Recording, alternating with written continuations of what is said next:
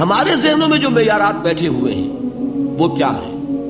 کامیابی پیسے سے ہے، کامیابی جائیداد سے ہے، کامیابی کاروبار سے ہے، کامیابی شہرت سے ہے، کامیابی اقتدار سے ہے. یہ معیارات ہیں. جو جتنا دولت مند اتنا کامیاب، جو جتنا مشہور اتنا کامیاب، جو جتنا پاپولر اتنا کامیاب، جو حکومت پر پہنچ گیا کامیاب، جس نے بڑا کاروبار جما لیا کامیاب، جس نے بہت جائیداد بنا لی کامیاب. یہی ہے اصل میں ساری بس کی گانٹھ. جو تصور کامیابی کا ہوگا اسی کے مطابق آپ کی بھاگ دوڑ ہوگی، اسی کے لیے جد و جہد ہوگی، اسی کے لیے توانائیاں صرف ہوں گی، اسی کے لیے دن رات کی مشقت ہوگی. یہ ہے اصل شے جس کی یہاں نفی ہو رہی ہے. کامیابی دولت سے نہیں، کامیابی شہرت سے نہیں، کامیابی اقتدار اور طاقت اور حکومت سے نہیں، بلکہ کامیابی ہے ایمان سے، عمل صالح سے، تواصی بالحق سے، تواصی بالصبر سے. آپ غور کیجئے اس نقطہ نظر کا، اس ایٹیچیوڈ کا، یہ جو مینٹل ایٹیچیوڈ ہے اس کا بدل جانا ہی انسانی شخصیت کے اندر انقلاب برپا کرے گا. اب آپ کا نتیجہ کیا نکلا؟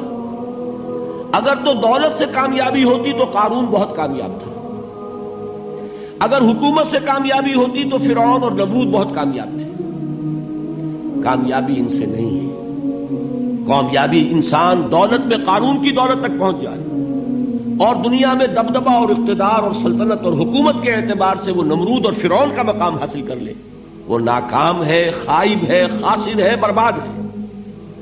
اور ابو ذر غفاری کامیاب ہے، چاہے ان کے پاس کچھ نہیں تھا، جھونپڑی تک نہیں تھی، کوئی گھر نہیں تھا.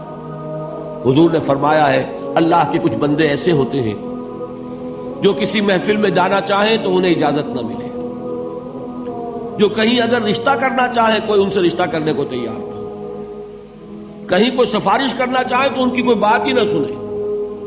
لیکن اللہ کے ہاں ان کا وہ مقام ہے کہ اگر بھولے سے بھی کسی بات پر قسم کھا بیٹھتے ہیں تو اللہ ان کے قسم کی لاج رکھتا ہے. یہ ہے فرق. یہ جان لیجیے اچھی طرح. اس بات کا مان لینا آسان، اس پر سبحان اللہ کہنا آسان، لیکن اس کے مطابق آپ کے اپنے ذہن کا بدل جانا بہت مشکل. اس لیے کہ ہم متاثر ہوتے ہیں اپنے ماحول سے. وہ بڑا محل ہے، دیکھ کر ایک دفعہ جھجری آتی ہے، وہ بڑی سی 20 فٹ لمبی کار سناٹے کے ساتھ آپ کے پاس سے گزر گئی. ایک دفعہ اعصاب کے اندر ارتعاش ہوتا ہے، محسوس ہوتا ہے بڑے یہ نصیبے والے لوگ ہیں، بڑے خوش نصیب، بڑے کامیاب.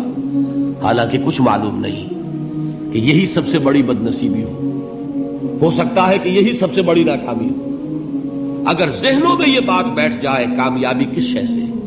یہی وجہ دیکھیے قرآن مجید میں بارہا آپ دیکھیں اولئک ھم المفلحون، یہ ہے لوگ کامیاب ہونے والے.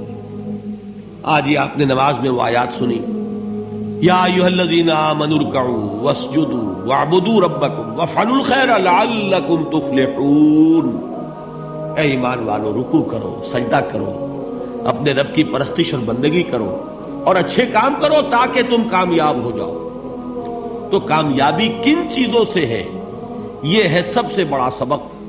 یہ ہمارے دل میں اگر بات بیٹھ جائے، ٹھک جائے، تو زندگی بدل جائے گی.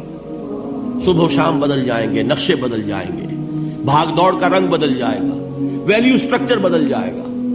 آج وہ ایک چیز نہایت اہم نظر آ رہی ہے، کل نہایت غیر اہم نظر آئے گی. جیسے کہ حضور کی حدیث ہے، مالی ولی دنیا، مجھے تمہاری اس دنیا سے کیا سروکار ہے.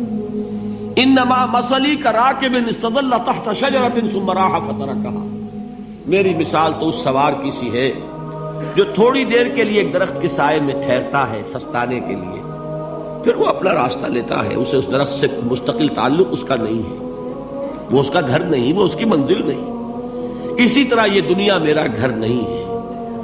اب دیکھیے ہم کہتے ہیں انا للہ و انا الیہ راجعون، ہم تو مسافر ہیں، ہم اللہ کے پاس سے آئے، اللہ کی طرف ہمیں لوٹ جانا ہے.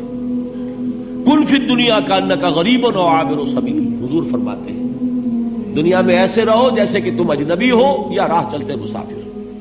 لیکن یہ طرز عمل کب ہوگا؟ جبکہ یہ آیت ہمارے ذہنوں کے اندر بیٹھ گئی ہو، والعصر ان الانسان لفی خسر الا الذین آمنوا وعملوا الصالحات وتواصوا بالحق وتواصوا بالصبر۔ یہ ہے اصل بات جو میں نے عرض کیا تھا کہ میں بتاؤں گا صحابہ کیوں ایک دوسرے کو یاد دلاتے تھے۔ اس لیے کہ دیکھیے جیسے برف باری اگر ہو رہی ہو، آپ باہر نکلیں گے تو برف آپ کے کپڑوں پر جم جاتی ہے نا، تو آپ جھٹکتے ہیں کپڑوں کو تاکہ برف ہٹ جائے۔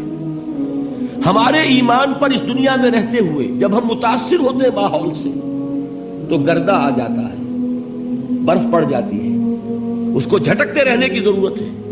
اور وہ جھٹکنے کی بہترین اور مؤثر ترین شکل یہی ہے کہ یاد رکھو کامیابی ان چیزوں سے نہیں ہے۔ چمک دمک جو ہے دنیا کی، یہ ساری چمک دمک جو تمہیں رجھا رہی ہے، جو تمہیں اپنے اندر گم کیے ہوئے، یہ لفظ گم پر اقبال کا وہ شعر یاد آ گیا کہ کافر کی یہ پہچان کے آفاق میں گم ہے، اور مومن کی یہ پہچان کے گم اس میں ہے آفاق۔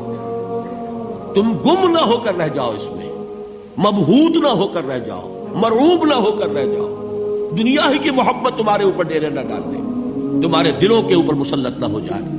لہذا تازہ کرتے رہا کرو، والعصر ان الانسان لفی خسر الا الذین آمنوا وعملوا الصالحات وتواصوا بالحق وتواصوا بالصبر۔ پھر یاد کر لو، پھر تازہ کر لو اپنے اس یقین کو کہ کامیابی دولت سے نہیں، کامیابی ثروت سے نہیں، کامیابی اقتدار سے نہیں، کامیابی شہرت سے نہیں، کامیابی جائیداد سے نہیں، کامیابی ہے ایمان سے، کامیابی ہے عمل صالح سے، کامیابی ہے تواصی بالحق سے، کامیابی ہے تواصی بالصبر سے۔ یہ چار چیزیں ہیں کہ جو کامیابی کے لوازم